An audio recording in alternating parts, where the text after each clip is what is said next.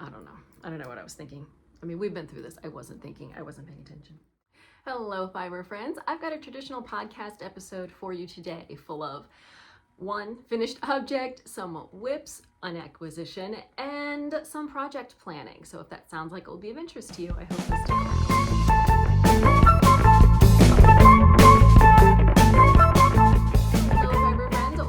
Welcome back to the channel. I'm your host, Kristen, and today we just have a traditional podcast episode where I update you on my projects, any yarn that I've acquired, and maybe we do a little project planning for the transitional season that is coming up soon. If it seems like I'm squirming around and such, it's because my legs are covered in mosquito bites and I need to scratch them. It is summer and we have a lot of mosquitoes around here because, let's face it, the Chesapeake Bay is basically a swamp. So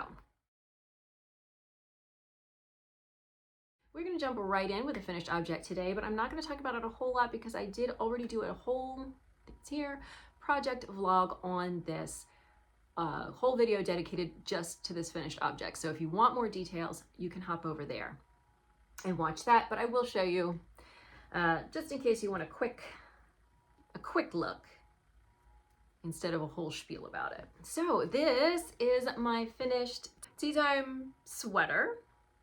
This is a pattern recently released by Megan Babin that I got to test knit. So I will pop a photo in here showing me wearing it so you can see how it looks. I knit the size 2. I used Wool Dreamer Sauna yarn. I used less yarn than the pattern calls for. So the pattern said 1,300 yards for the size 2. I only ended up using about 1,100 yards. I do have about 1.5 balls left and I've kind of got nothing to do with it. But I absolutely love this sweater. It turned out so beautifully. The pattern was so clear, easy to follow, no problems at all. And most of it is really easy to memorize. The exception to that is sort of the central cable, which is on the front and back. I did keep the chart on hand for that, which actually made it a little bit easier to keep track of where I needed to make increases instead of trying to count rows. I just marked on the chart, okay, when I get to this row, I need to do the next increase, and that made that easier. And then all the rest of it was just memorization. I will say this is a seamed sweater. If you don't like seaming, it's probably not for you, but I really do think it is worth it. I think it turned out beautifully. I cannot wait until it is cool enough to wear this. So the yarn I used is a 50-50 wool cotton. And as you can see, it is very open. It has lots of these nice eyelets.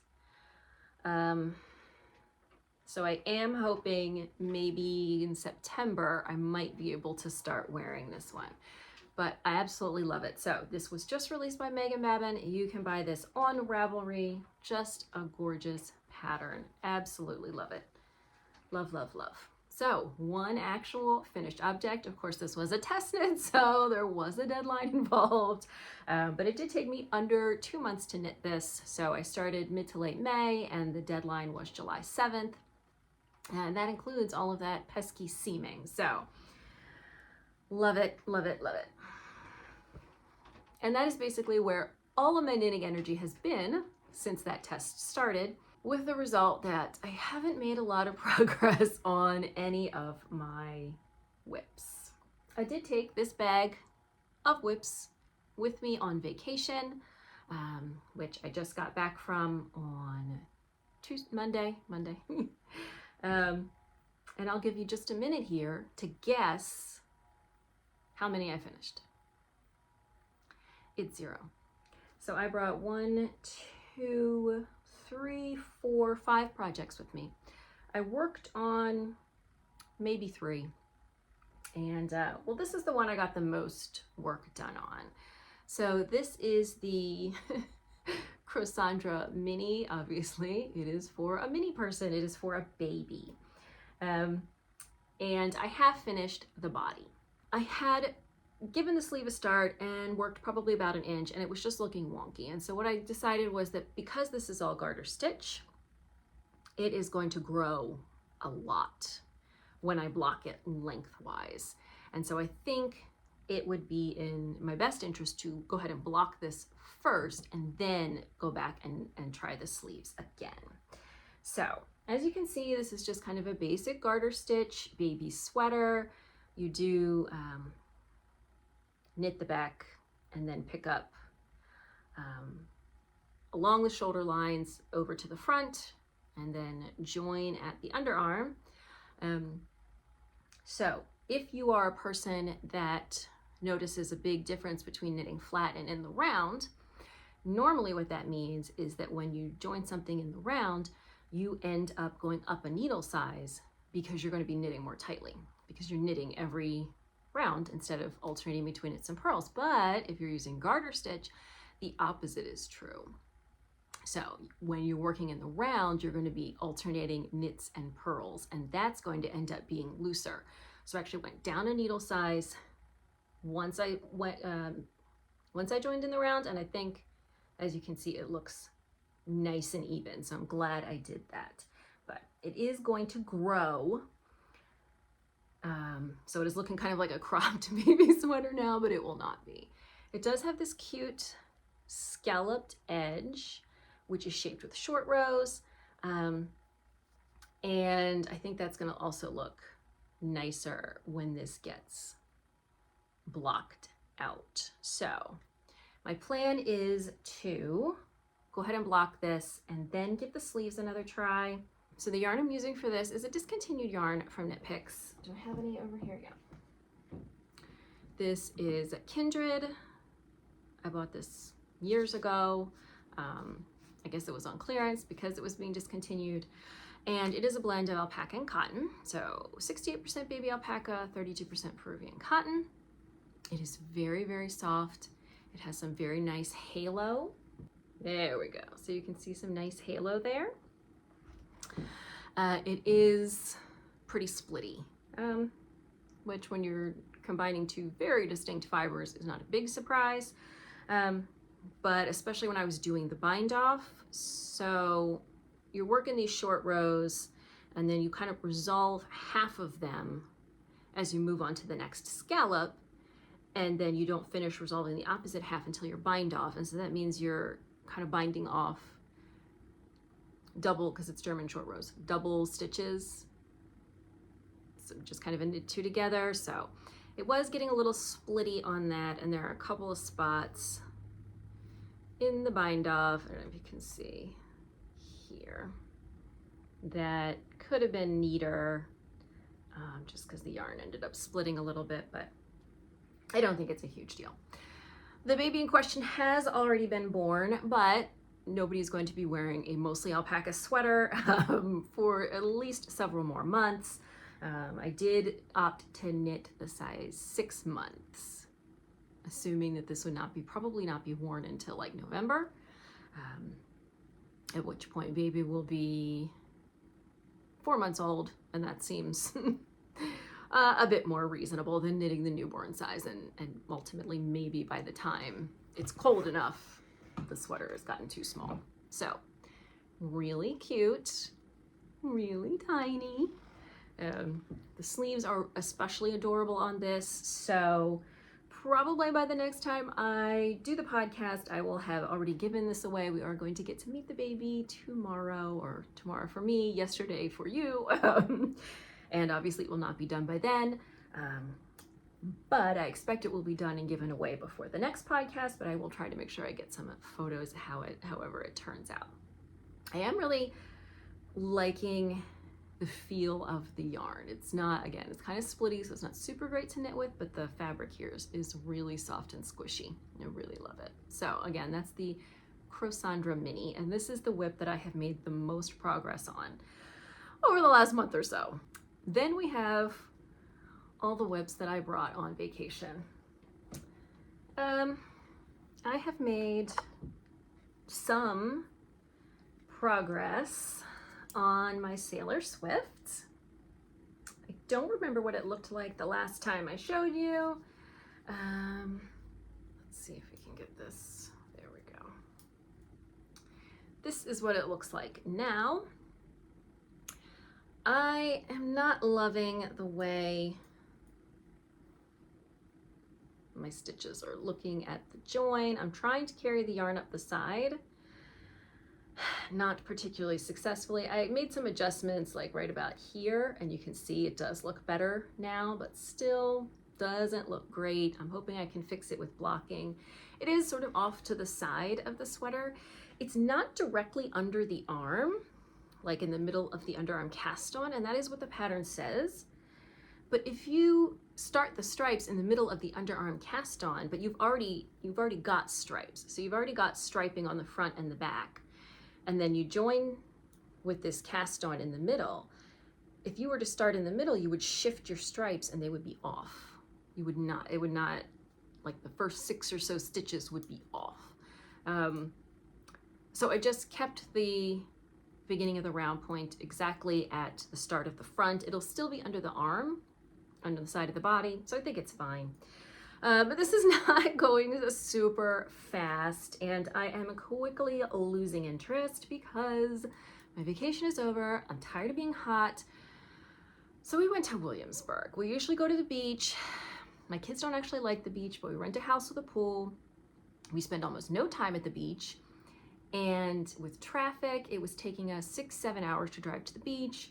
My sister, who drives by herself with her dogs, was getting tired of it. My dad, who is getting older, he's 78 now almost, was getting tired of the long drive. So I said, all right, let's try something else. Somehow I am the family vacation planner. And so I came up with Williamsburg. And I knew it was going to be hot in July in Virginia because it's hot in July in Maryland. But I'm pretty sure it was like the hottest week of the year. We had a heat advisory every single day. The heat index was about 110 plus every day. I don't think I've ever been so sweaty in my life. Because unlike a beach vacation where you were expected to just sit around on your butt, we're in Williamsburg and I wanted to see things. I've been to Williamsburg twice before, but the kids had never been there. And it had been a long time. So there was a lot of walking around. Even when we tried to start like in the morning, it was very hot and humid. I'm tired of being hot. So I am super ready to start getting into fall knitting, even though it's nowhere near fall and I'm kind of getting bored with my summer projects. But I would like to finish this because I do think, unfortunately, there will still be ample time to wear it, but I'm getting a little slow because it's stripes, but it's all stockinette, which is good. It's very straightforward, but it's also not super interesting. And I'm getting frustrated with trying to carry the color. There aren't that many white stripes that I could just cut the yarn every time and deal with weaving it in, not a big deal. I don't know, but here's where it is. So the body's, I don't know what, 4 inches tops. I got a ways to go, but there's that. Oh yes, I'm using Knitting for Olive Pure Silk for that. Then we have my Rhoda. I might have put like 2 rows on this because this is not a straightforward knit. There's a lot going on here and I've got to pay attention to the pattern, and it is not charted, and I wish it was. I could just take the time to chart it myself. I'm not going to. Could. But it's not charted, so you've got to read line by line every row. I am happy with the way it's turning out, but I maybe a 1/2 inch on the body, if that. I have a long way to go on this. I don't want to give up on it, but like I said, I'm so ready for summer to be over. So as I said, I've only got about a 1/2 inch on the body on this.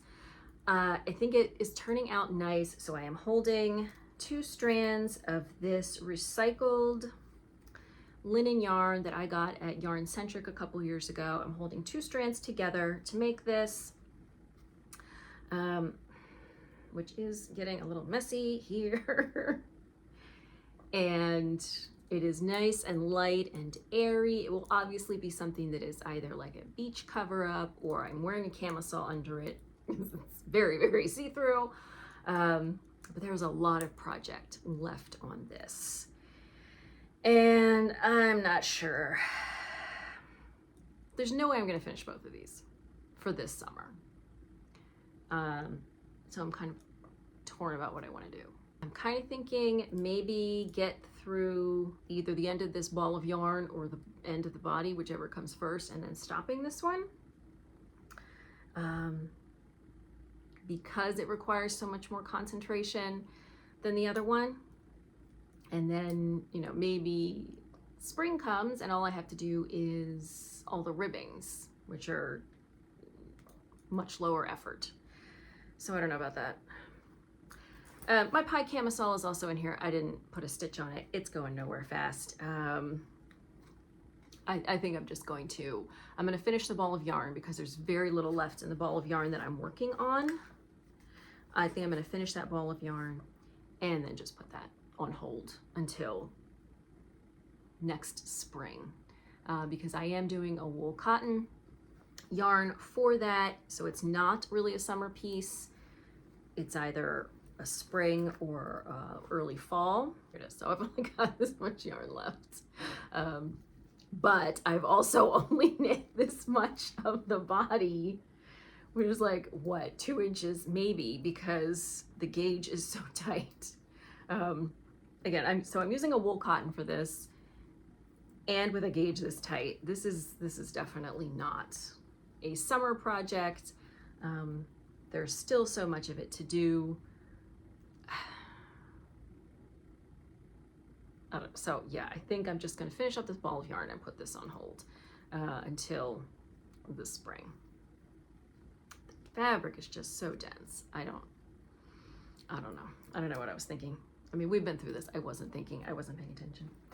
And then the other thing in here is just a Christmas sock that, well, this is the finished one, but same thing, that I keep, you know, to keep the spirit of Christmas alive. I got the second one on the needles in here, but I didn't knit that at all while we were on vacation.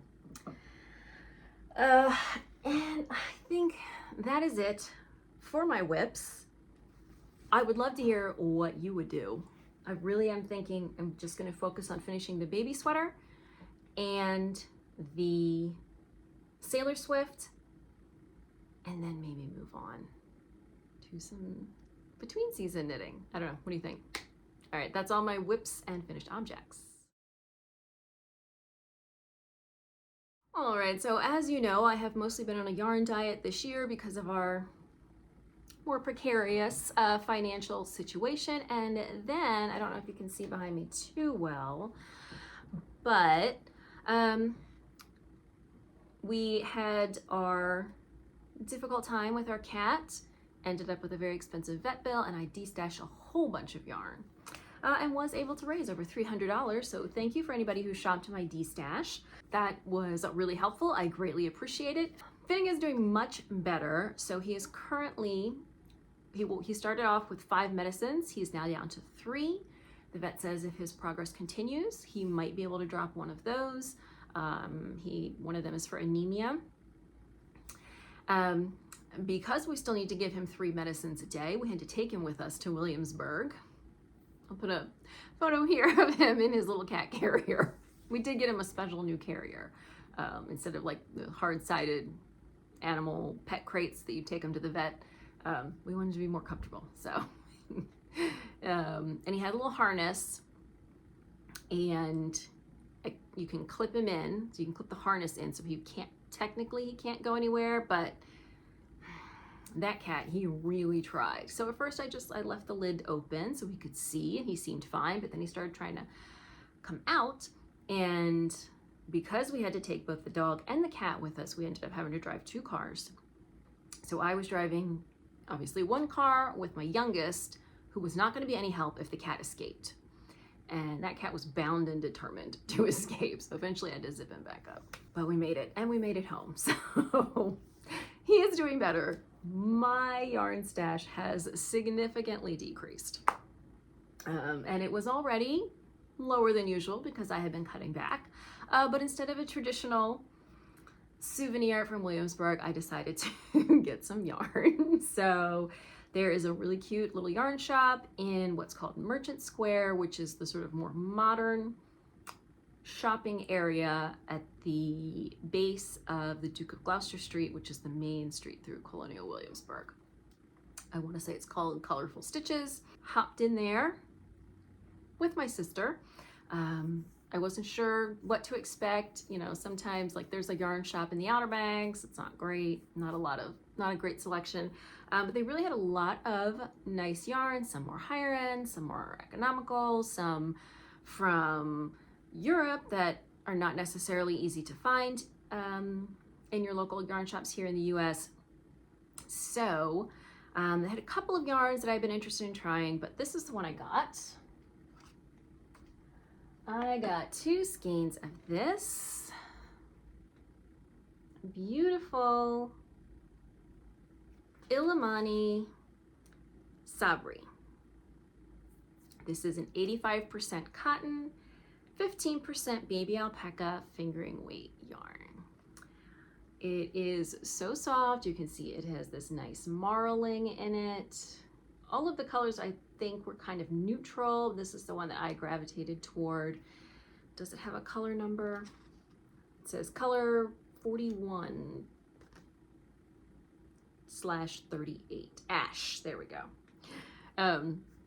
So I picked up 2 skeins of this, which I think will be lovely for a between seasons top. So I'm going to talk about that a little bit more when I get into some project planning, but I knew that it would be good for a summer top, but I didn't have anything specific in mind when I grabbed it, but I thought 2 skeins of a fingering weight should about cover it. So they are 437 yards each, so that's about 880 yards, which would be like a short sleeve t-shirt, something like that.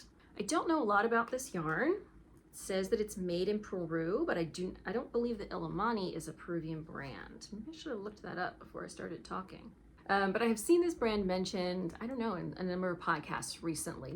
I don't think this particular yarn, but some of their other yarns. I was excited to see the name there. They also had some Isayer yarns that I have heard on various podcasts, vlogs recently. Just a bunch of brands that I don't necessarily see locally. So I did just look it up. Illimani is a Bolivian brand that it looks like started out as an apparel company and now has started producing yarn.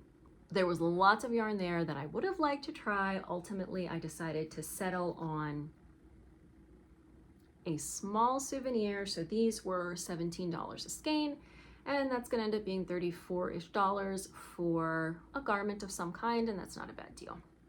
So I'm really looking forward to working with this.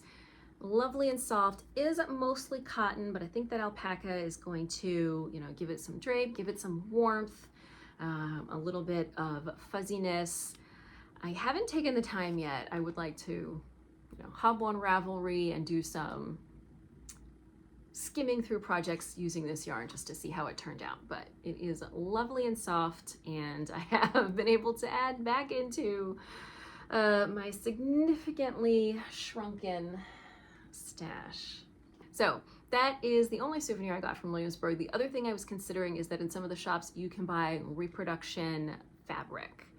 So reproducing traditional prints that were used in colonial times, and they did have some nice ones, and it wasn't like super expensive or anything. But again, I opted for just the one souvenir. I was also really tempted. They have like, you know, some meads and some traditional ales brewed from colonial recipes. They all looked very interesting, but I had to go ahead and opt for the little yarn souvenir from our trip. All right, so as I said, I am completely over summer. I wasn't that into it to begin with, and now I'm really done with it. We have a whole month left though. Lots of things planned with the kids before school starts. Their grandmother's coming to visit. Ollie's having his birthday. I'm trying to figure out Titanic themed activities to do with a bunch of 10-year-olds. I have no idea. But he wanted a Titanic birthday. They do make Titanic party decorations, which is cheery. I'm sure we'll go to the zoo and do other things like that, but I'm so tired of summer and I am ready to start thinking about fall, except it's still too hot.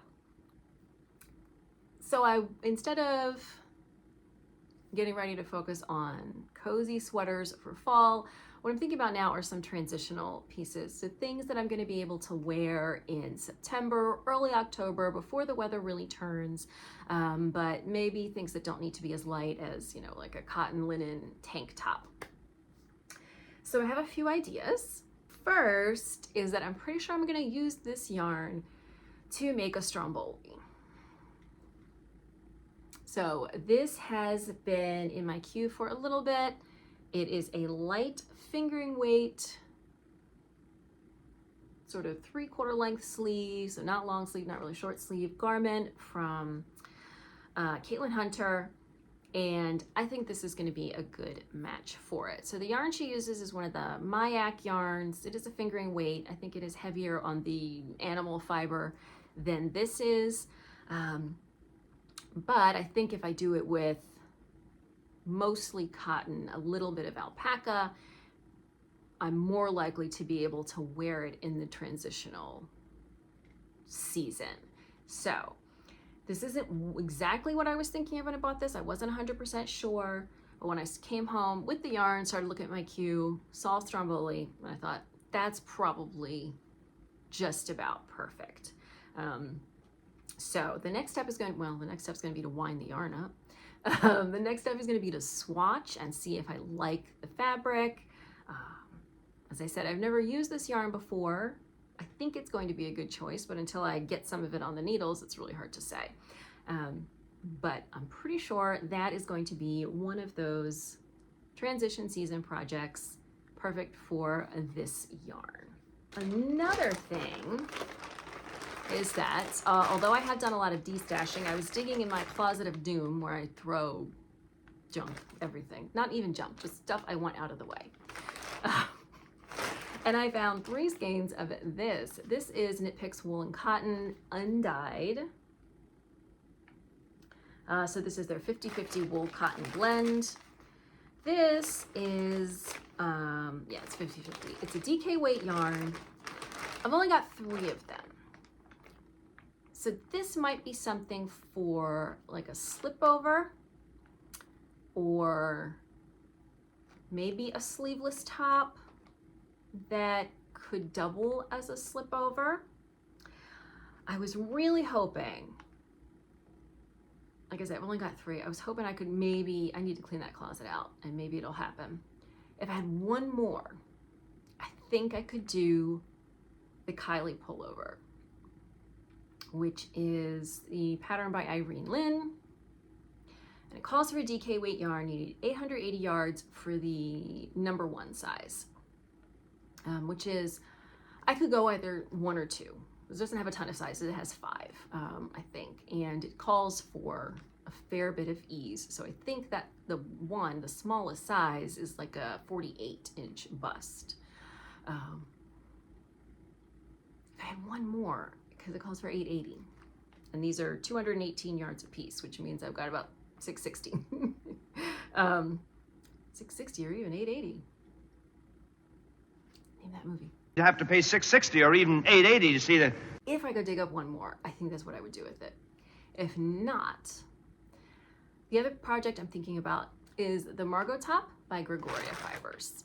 Technically, according to the pattern specs, it says I would need a little bit more. However, this top, and you can see in the photos, and all of the photos are like this, she's wearing it tucked in, which means it's pretty long. And I could knit a shorter version, not cropped, but not long enough to tuck in, and probably use less yarn. So that's another idea. As I said, I've only got 3 of these. A 4th one would be ideal. I don't know why I would only have 3 of them. Doesn't seem like the right number for anything, but we'll see. Anyway, it was nice to discover I do have a little bit more yarn. So I've got that wool and cotton, maybe one of those 2. Another thing I found hiding in this project bag, which is, I'm sorry, that's just adorable.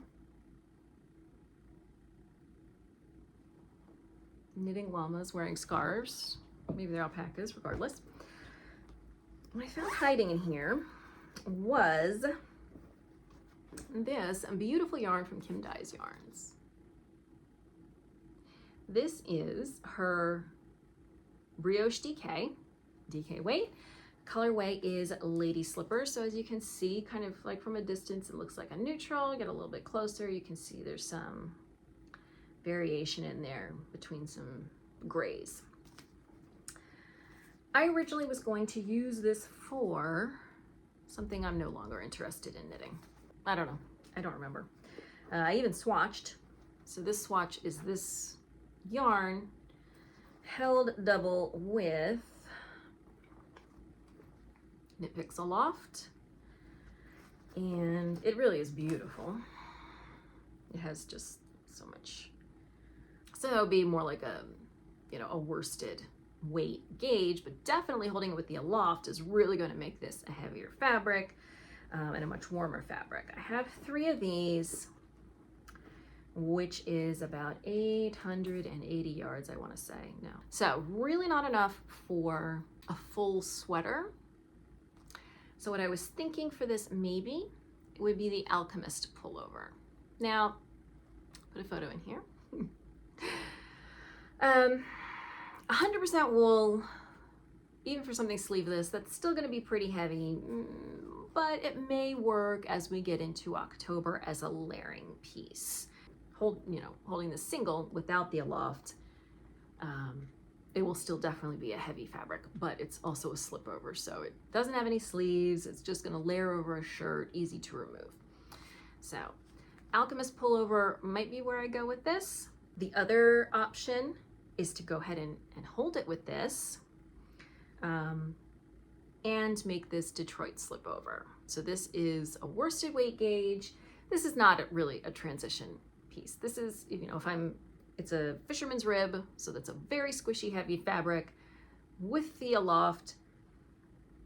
I can't really call that a transition piece, but that might be what it becomes if I decide not to do the lighter Alchemist slip over option.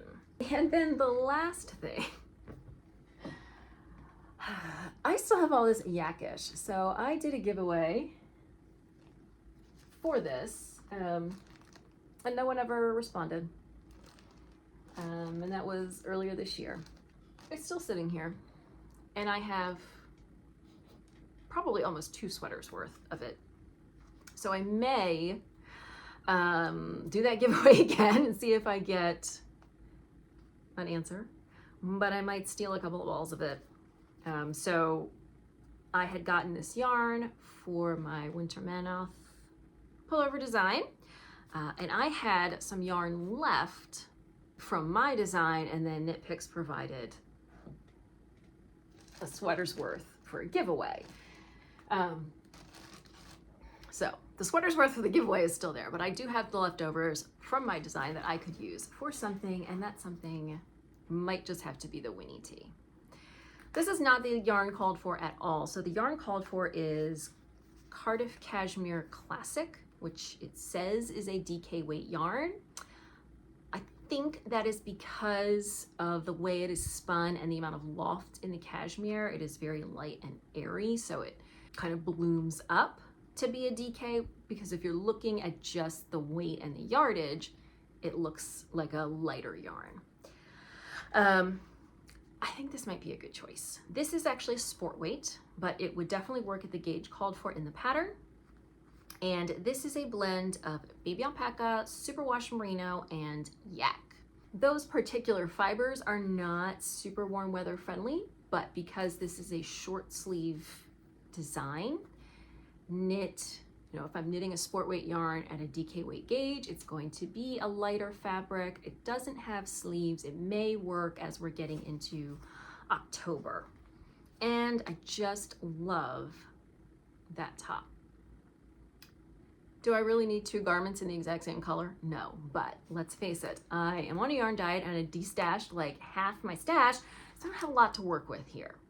I'm not a big fan of knitting with the same colors, knitting the same pattern multiple times, but we got to make it work. So that is kind of what I am kind of leaning toward if I could dig up another ball of that wool cotton, I would probably cast on that Kylie immediately. I've been waiting to knit it forever. If not, so that would be my first priority. If I don't, then I'm going to switch to the Illimani, and I'm going to start swatching for the Stromboli.